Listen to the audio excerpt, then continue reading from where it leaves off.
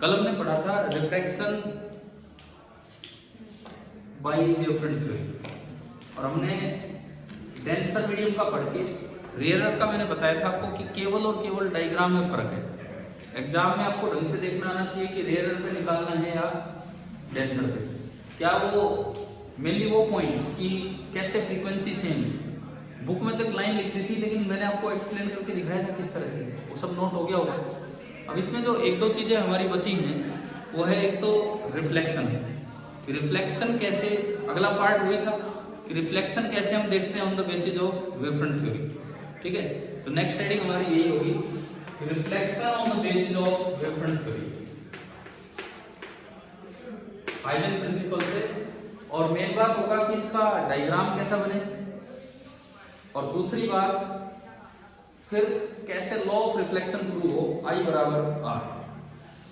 ये दो बातें हैं, तो डायग्राम कैसे बने, एक लॉ ऑफ रिफ्लेक्शन कैसे प्रूव हो, I बराबर R। ये दो चीजें हैं बस इसमें। तो इसमें देखो ये आपका प्लेन सरफेस है, हमारे सिलेबस में लिखा होता है अलग से कि हमें पढ़ना होता है reflection of a plane wave at a plane surface. तो मैं जो मिरर मानूं वो सीधा मिरर लेना है। ठीक है, इसी में हमें प्रूव करना है। ये आपने एक मिरर लिया,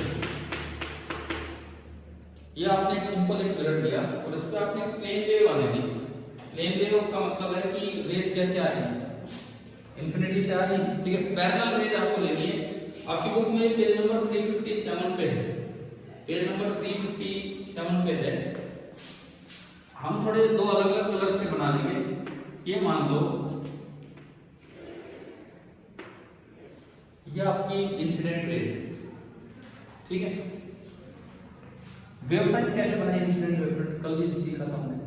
जब ये पहली रे जब आई है उस वक्त, जब पहली रे यहां पहुंचेगी उस वक्त दूसरी रे पे आप क्या डाल दो, परपेंडिकुलर। अगर मैं इसको नाम देता हूं ए बी,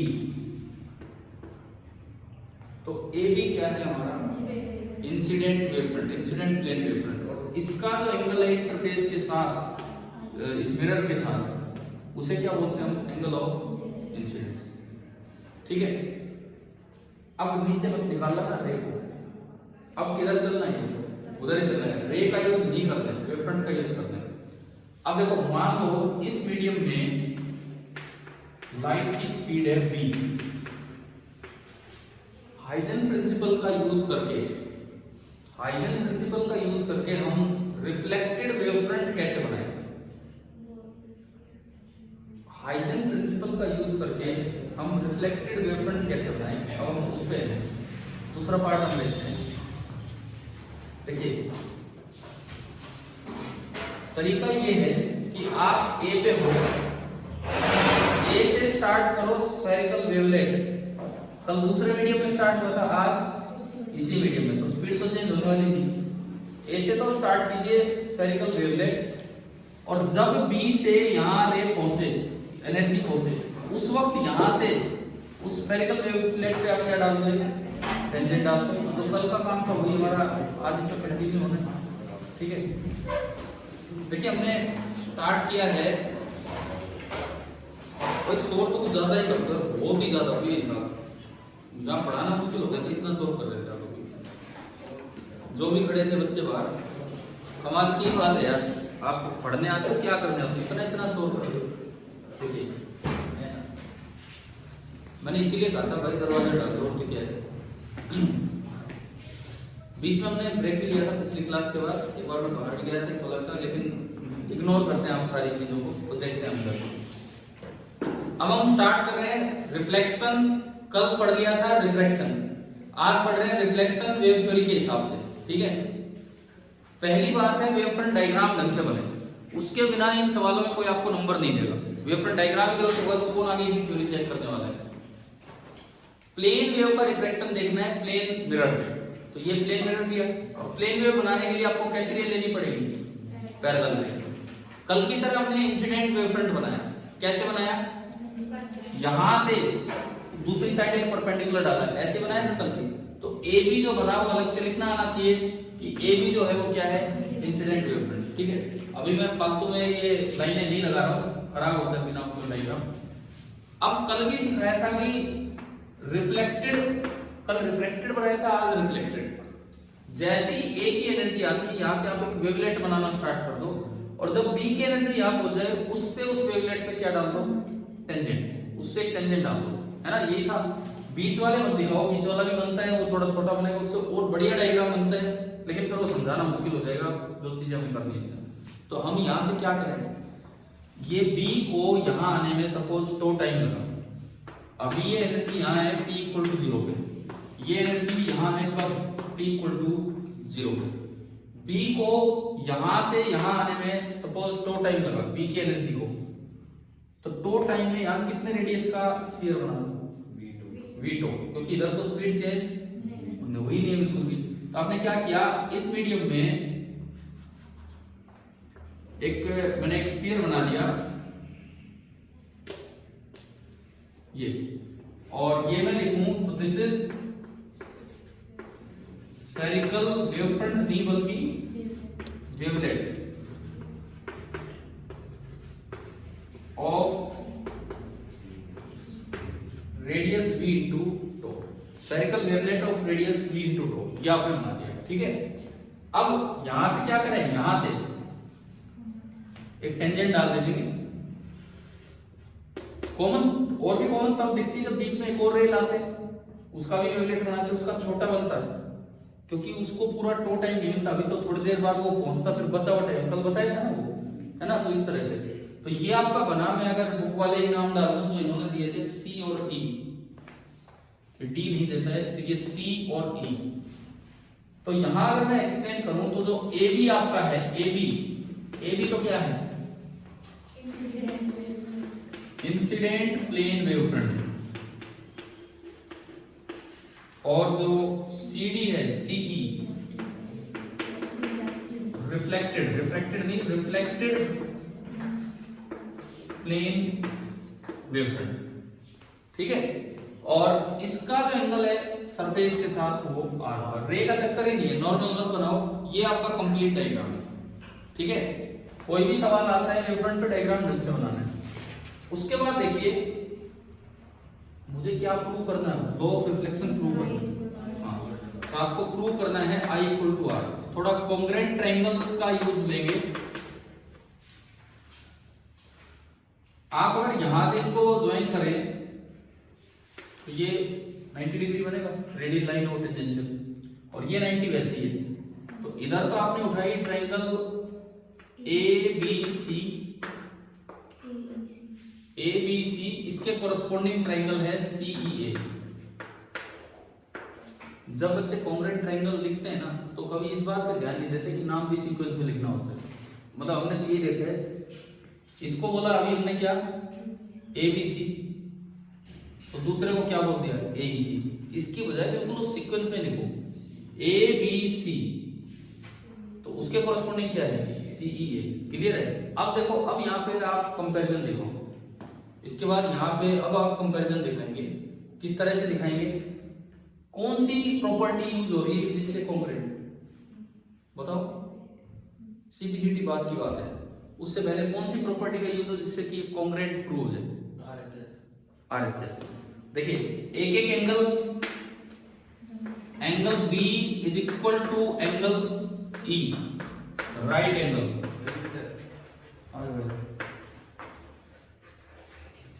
एक है राइट एंगल, ठीक है। दूसरा, हाइपोटेन्यूज कौन सी साइड है बताओगे, AC। हाइपोटेन्यूज कॉमन वाली साइड है, ठीक है। ये जो साइड है ये हाइपोटेन्यूज है, तो यहां लिखना चाहिए आपकी ABC ट्रायंगल में AC, तो उसमें CA। ये तरीका होता है प्रॉपर तरीका। ABC में जाके आपने AC लिखा है, तो CEA में जाके आप CA लिखेंगे। ये है common hypotenuse, this is common hypotenuse. और क्या है, R हो गया, H हो गया, एक साइड और चाहिए, कौन सी बराबर है, ये T इक्वल टू टोटल, और ये भी कब है, T इक्वल टू 0 पे, ठीक है। अच्छा, ये था CE था एट T इक्वल टू टो टाइम। अब देखिए, लाइट को यहां से यहां आने में टो टाइम लगा, यार तो जो लाइट ने डिस्टेंस कवर की होगी v इनटू टॉ डिस्टेंस कवर की होगी। सिमिलरली ये वेव फ्रंट है तो रे तो इसके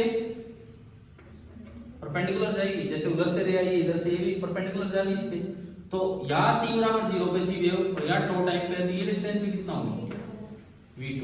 तो अगली जो लाइन बनती है ABC में BC बराबर EA, एक ही बात है। मैं तो इन ट्रायंगल्स की सिमेट्री देख रहा हूँ, इन ट्रायंगल्स की सिमेट्री देख रहा हूँ, ठीक है ना। BC एंड EA ये दोनों आप उस तरह से बोल रहे हो कि किधर से किधर रह गई है, मैं ट्रायंगल्स की सिमेट्री देख के बोल रहा हूँ। और बोथ इक्वल टू V2। तो बाई RHS आप ये लिख सकते हो कि triangle ABC is congruent to triangle CEA। इतना होने के बाद आपने पढ़ा होगा मैथ्स में कई बार CPCT क्या होता था। CPCT की फुल फॉर्म क्या होती है? पहला और दूसरा दोनों सेम वर्ड बोले आपने, congruent part of congruent triangle, concurrent part of congruent triangles, ठीक है। Concurrent part of congruent triangle ये आपने यूज किया, तो उससे ट्रायंगल पहली कौन सी ली है? ABC का एंगल I है, और दूसरी कौन सी ली है? ये वाली, उसका एंगल है I, यानी कि I is equal to R। ये आपका लॉ ऑफ रिफ्लेक्शन हम दिखाते हैं बाई कौन सा लॉ ना, by using wavefront theory, by using Huygens principle, इनसे हम प्रूव करते हैं। कल मैंने रिफ्रैक्शन प्रूव करवाया था, उसमें वो भी प्रूव करवाया कि वेव फ्रंट थ्योरी से कैसे फ्रीक्वेंसी सेम है। और आज ये रिफ्लेक्शन वाला डायग्राम बहुत इंपॉर्टेंट है, ये सही नहीं बनाते बच्चे। कल भी मैंने कहा इसको तो दिखाते ही नहीं है, तो ये बनाई रे ही रे बना देते हैं और उससे बस दो हल्के से वेव फ्रंट, तो ये तो दिखाते नहीं होंगे। चलो रिफ्लेक्शन हो गया on the basis of wave front.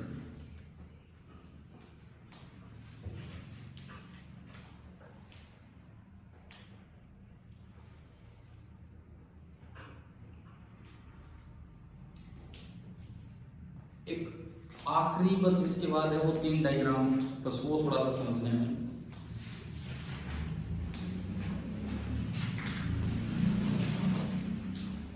CBSE sample paper में ये सवाल 2-3 बार मैं दे चुका हूँ कि तीनों के डायग्राम बनवा देते हैं और कुछ नहीं प्रूव करवा रहे। ये पेज नंबर 358 पे फिगर 10.7, पेज नंबर 358 फिगर 10.7 यहाँ हम आते हैं। Refraction of a plane wave ली है केवल प्लेन वेव, लेकिन किस किस पे?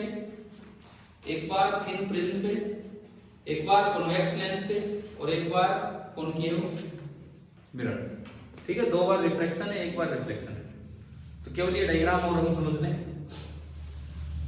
हो गया भाई, ये हो गया, ठीक है।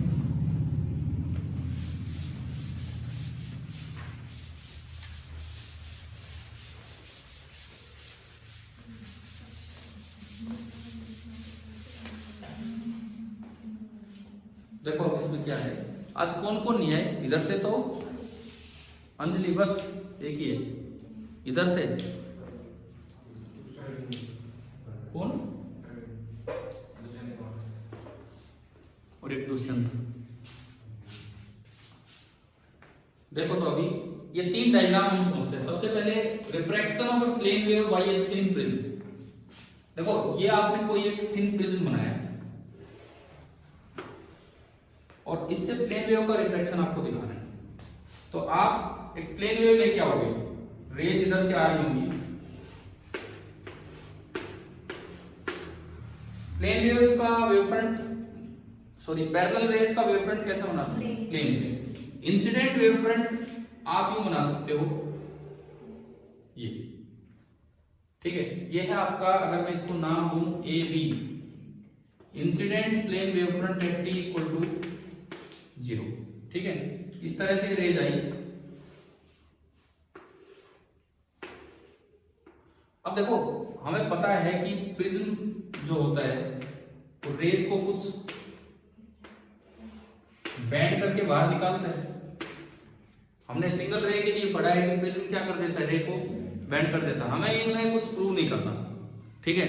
नहीं तो लॉ ये जो concave mirror, convex mirror, lens, इन पे जो मिरर फॉर्मूला, लेंस फॉर्मूला है वो भी प्रूव हो जाते हैं बाय यूजिंग वेवफ्रंट थ्योरी, ठीक है। लेकिन हमें करना नहीं, हमें केवल स्नेल्स लॉ ही प्रूव करना है और एक लॉ ऑफ रिफ्लेक्शन, बस, और आगे नहीं करना है। सारे प्रूव हो जाते हैं मैथमेटिकली, लेकिन हमें केवल डायग्राम बनाने आने चाहिए। तो आखिरी जो आप डायग्राम बनाओ वो ऐसे बना दो कि ये जो वेवफ्रंट बनेगी इस रे के परपेंडिकुलर, और आप अलग से बोल देंगे कि भाई ये t इक्वल टू थ्रो टाइम पे, पिछली बार की तरह अगर मैं कहूं CE, तो ये तो क्या है आपका रिफ्रैक्टेड वेवफ्रंट और ये क्या है आपका इंसिडेंट वेवफ्रंट। क्लियर है? रे की बात करें, ये एक रे है, ये इसमें चलेगी मीडियम में और फिर यहां से निकलेगी, ये मीडियम में चलेगी तो इसको तो टो टाइम में कम ही स्पीड होगी मीडियम के अंदर, और जो ऊपर वाली वेव वो ज्यादातर कहां चली है, बाहर चली है, तो उसकी डिस्टेंस, स्पीड ज्यादा होने से डिस्टेंस ज्यादा, इसीलिए उसकी जो लेंथ है बहुत ज्यादा कवर होगी और इसकी लेंथ कम। एक बार पहला डायग्राम अपनी बुक में देख लो, उन्होंने तो बस एक आइडिया दिया है, ऐसा ही आपको लेना है, रेस के साथ दिखाओ तो बहुत अच्छी बात है, ठीक है। पहला हो गया। दूसरा, सेकंड क्या लेना है, इंसिडेंट प्लेन वेव, किस पे, incident plane wave convex lens पे। दूसरा हम बनाते हैं,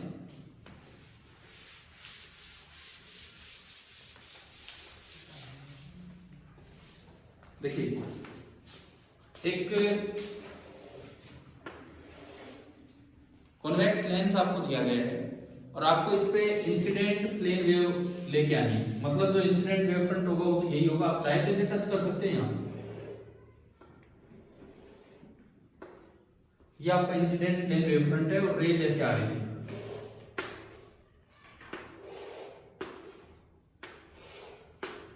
प्लेन पैरेलल रेज को कहां मिलवाता है, फोकस पे।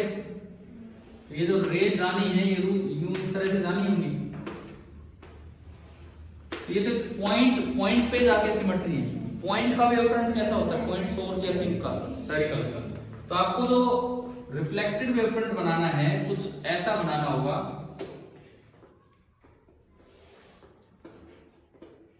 और इसमें मेंशन करना होगा कि ये तो है इंसिडेंट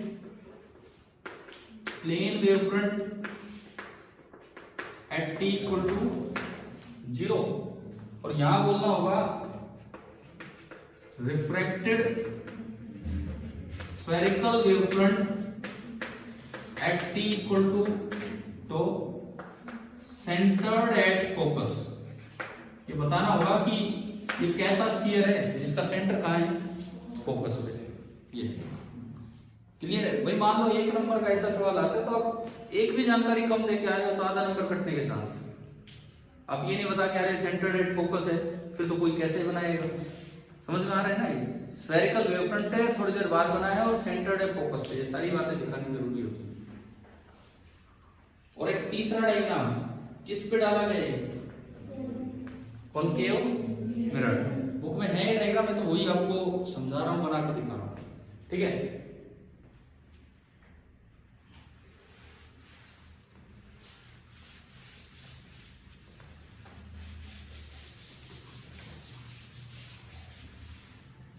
कॉनकेव मिरर का आप देखिए, ये कॉनकेव मिरर है, इस पे प्लेन वेव इंसिडेंट हुई, आप ऐसे दिखा सकते हो इंसिडेंट वेव, ये है इंसिडेंट वेव फ्रंट। मैं बिल्कुल इनको मिरर के लगा के फिर दिखा रहा हूं भाई, ये रेज आ रही थी, ये रे आगे जानी है अभी t इक्वल टू 0 पे है, पैरेलल रेज है तो ये रिफ्लेक्ट होके कहां आनी है,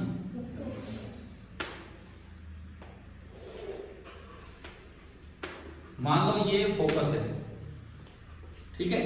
तो अब ये कैसा बनेगा इसका रिफ्लेक्टेड वेवफ्रंट, कैसे कैसे देखो, जब तक ये रे यहां पहुंचेगी टो टाइम में, देख लो एक बार क्या होना है, जब तक ये वाली एनर्जी यहां पहुंचेगी टो टाइम में, तब तक ये एनर्जी कुछ यहां चुकी होगी वीटो, और ये एनर्जी भी कुछ यहां चुकी होगी वीटो, और इस वक्त आपने इन सबको ज्वाइन कर दिया